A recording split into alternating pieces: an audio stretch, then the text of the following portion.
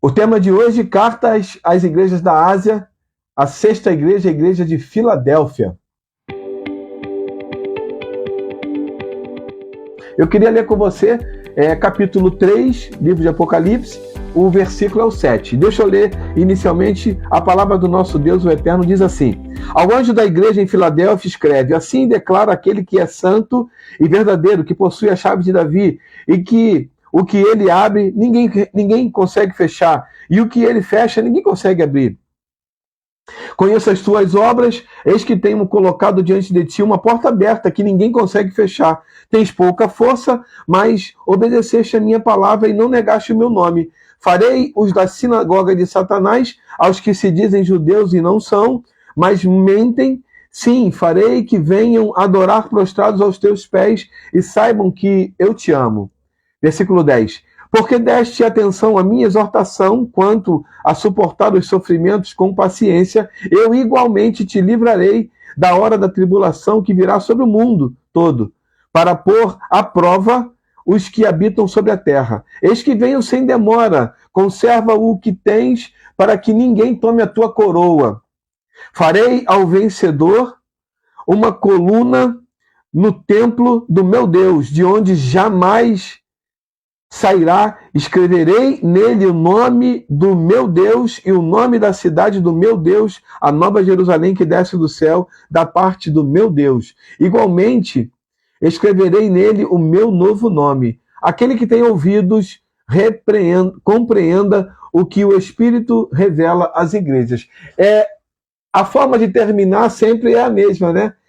E ele começa aqui, no versículo 7, da mesma forma que começa em todas as outras, mostrando que havia um anjo, né, que recebia essas informações. Ele coloca assim: ao anjo da igreja em Filadélfia escreve. Então, existia alguém que poderia ser literalmente um anjo, né, um ser celestial, ou poderia ser o anjo da igreja, o pastor da igreja. Mas essa carta era endereçada a essa igreja, e para esse anjo, né, para esse, vamos dizer assim, destinatário, ele escreve: assim declara aquele que é santo e verdadeiro, o Senhor Jesus, né? O único santo e verdadeiro, Jesus, que possui a chave de Davi. A chave aqui significa o poder de abrir e de fechar. E ele coloca aqui, ó, ele completa. Chave de Davi. O que ele abre, ninguém consegue fechar.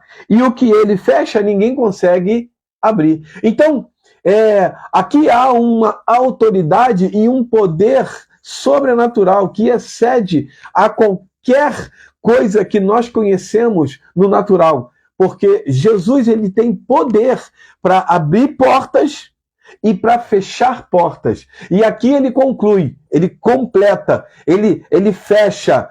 Aquela porta aberta por Jesus, ninguém pode fechar. E aquela porta fechada por Jesus, ninguém pode abrir. Então, entenda bem, se você está em uma situação em que você disse inicialmente, foi Deus que abriu essa porta, lembre-se que quando essa porta se fechar, não coloque o diabo como o autor dessa façanha. Não diga, o diabo fechou a porta. Não! Quem fechou foi Deus, ainda que seja algo que você não estivesse esperando, porque a porta que Deus abre, ninguém pode fechar. Então, se você declarou que foi Deus que abriu, não declare no final que Deus fechou, que o diabo fechou. Foi Deus que fechou. Ainda que seja algo contrário à sua vontade, ainda que contrarie aquilo que você está planejando, projetando para o seu futuro. Então entenda, Deus, ele está no controle da sua vida, de todas as formas que acontecer, Deus está no controle. Então, nós entendemos que o poder está nas mãos de Jesus. Se Deus me colocou em uma posição, ele vai me manter nessa posição até quando ele quiser. Se eu tiver que sair dessa posição, o diabo se levantou e eu saí de lá. Não! Não! O diabo não se levanta para fechar uma porta que Deus abriu. Ele tem poder para abrir uma porta e ninguém pode fechar. Absolutamente ninguém. Até quando acontece parecendo que foi o diabo, foi a permissão de Deus, vontade permissiva de Deus, para poder alcançar os seus propósitos. E Deus está no controle. No versículo 8 ele diz assim: conheço as tuas obras. Eu amo isso, porque Deus, ele não é só onisciente, ele sabe das coisas. Porque saber das coisas nós sabemos que ele sabe. Mas ele diz aqui, ó, conheço as tuas obras. Aí ele começa a colocar agora algumas questões que fogem do controle da igreja, das pessoas dessa época. Ele coloca: eis que tenho colocado diante de ti uma porta aberta que ninguém consegue fechar, confirmando o que ele disse anteriormente. Mas olha só agora, tens pouca força, mas obedeceste a minha palavra e não negaste meu nome. Agora aqui, ele está mostrando que essa igreja, mesmo em situações adversas, essa igreja, mesmo em situações contrárias, desconfortáveis, desfavoráveis, ela permanece fiel. E isso não é uma característica daquelas pessoas que são poderosas, fortes, não. Porque ele diz aqui, ó, na carta, mesmo tendo pouca força, tens pouca força, mas, olha só, mas, né, uma conjunção adversativa colocada aqui para dizer, mesmo ele tendo pouca força, isso não foi suficiente para pará-lo. Porém, contudo, mas ele não negaste, obedeceste a minha palavra e não negaste o meu nome. Então, o que João está dizendo aqui nessa carta, inspirada por Jesus, dizendo que essa igreja, ela representa aquilo que deveria ser a igreja do Senhor aqui nessa terra. Não uma igreja que recua, não uma igreja que volta, não uma igreja que vê os desafios, as dificuldades e se amedronta, e se acovarda, e se retrai. Não! Pelo contrário, é uma igreja que mesmo tendo pouca força, porque às vezes a pessoa compara, né, a obra de Deus e fala assim, não, porque não tem muitos recursos, pastor, não tem muita gente para trabalhar. Não! Não se trata de muitos recursos, não se trata de muita gente, não se trata de muita especialização, muita qualificação, se trata de se colocar à disposição, mesmo com pouca força. Onde você está? Talvez Deus tenha te colocado em um lugar onde não tem muitos recursos. Talvez Deus tenha te colocado em um lugar onde você não tem muitas possibilidades, muitas opções. Mas mesmo tendo pouca força, permaneça firme, fazendo aquilo que Deus colocou nas suas mãos. Porque não é o lugar. Você lembra de Abraão? Abraão e seu sobrinho, Ló, eles estavam num ponto crucial em que eles precisavam, não é que precisassem, né, mas Ló diz que precisavam se dividir, porque os seus pastores já estavam se degladiando, né, se discutindo e se desentendendo ao longo dessa caminhada, e Ló precisava sair. Ele falou assim: tio, eu preciso ir embora, eu preciso viver a minha vida, então tudo bem. Aí Abraão olha para Ló e fala assim: para onde você quer ir, Ló? Para cá ou para lá? Lá não tem riacho, não tem planta, não tem mato, não tem nada. Ali só sequidão. Aqui não. Aqui tá tudo verdinho. Tem um riacho ali, ó. Pra onde você quer ir? Ló olhou. Posso escolher mesmo, tio? Pode? Quero ir pra lá. Porque Ló, ele avaliou a situação de forma humana. Entenda, ele avaliou a situação de forma humana, ele não avaliou a situação considerando dependência total de Deus. Não! Ele olhou e falou: se eu for para cá eu não vou ter nada, mas se eu for para cá eu vou ser bem sucedido, porque aqui tem todas as condições favoráveis para eu plantar, para eu criar meu gado, e aqui eu vou prosperar. Ali eu vou ter dificuldade, eu não vou prosperar ali. Ele estava olhando a condição humana. Não olha a condição humana. Aqui está dizendo, mesmo tendo pouca força. Isso significa dizer que mesmo em situações totalmente desfavoráveis, essa igreja se manteve obediente e fiel a palavra do Senhor. É sobre isso que essa igreja está tentando nos ensinar. Esse texto, falando dessa igreja em Filadélfia, está tentando nos ensinar que eu e você, mesmo sendo colocado em algum lugar que não tem muitos recursos, que não tem muitas opções, que não tem muita condição, vamos dizer assim, não tem muitas pessoas para ajudar, para trabalhar na obra do Senhor, mesmo assim, eu e você precisamos nos manter firmes, porque é sobre o poder de Deus que em nós opera. Não é sobre a nossa capacidade, não é sobre a região em que nós estamos colocados, não tem nada a ver com isso. Tem a ver com o poder de Deus. Tem a ver com o poder de Deus que em nós opera. E aí, isso aqui vai fazer toda a diferença. Mesmo tendo pouca força, obedeceste a minha palavra e não negaste o meu nome. O desafio para mim e para você mesmo tendo pouca força, talvez você já esteja assim, sucumbindo às suas forças. Talvez você esteja aí, já olhando para você e falando assim, eu não sei se vou conseguir, eu não sei se vou aguentar, mas mesmo tendo pouca força. Martin Luther King, o pastor, revolucionário de sua época, ele diz, se você puder, voe. Se você não puder voar, corra. Se você não puder correr, caminhe. Se você não puder caminhar, se arraste, mas não pare. Permaneça firme onde Deus colocou você. Deus vai sustentar você, Deus vai fortalecer você, Deus vai te dar condição para você continuar fazendo aquilo que Ele colocou nas suas mãos. Mas não pare, mesmo tendo pouca força. Obedeça e permaneça firme. Não negue a palavra do Senhor.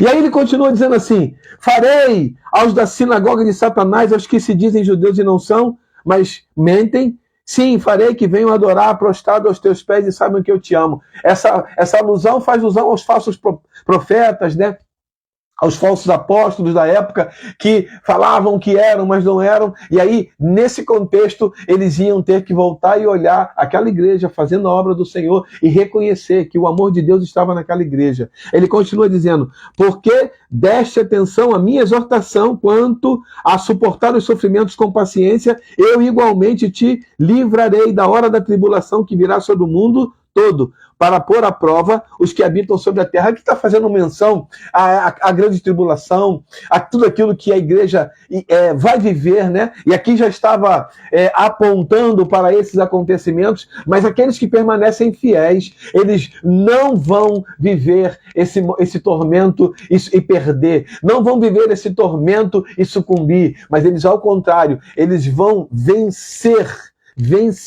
porque não é sobre a nossa força, é sobre a força sobrenatural do Senhor, que em nós opera. E aí ele continua dizendo, eis que venho sem demora. E aí a gente, fazendo o estudo do Apocalipse, nós concentramos a nossa atenção não em como ou quando Jesus voltará. Por exemplo, a volta de Jesus se dará antes da grande tribulação, e nós somos tribulacionistas, ela se dará durante a tribulação, ou se dará após a tribulação. Nós somos milenistas, nós somos amilenistas, nós não concentramos o nosso estudo ou a nossa atenção nesses detalhes, que são importantes, mas não é o mais importante. Nós concentramos a nossa atenção, o nosso estudo nesse texto aqui.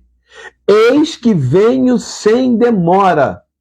A nossa atenção estava em saber que Jesus vai voltar. Eu não sei se ele vai voltar antes, durante, depois. Eu não sei quando que ele vai voltar.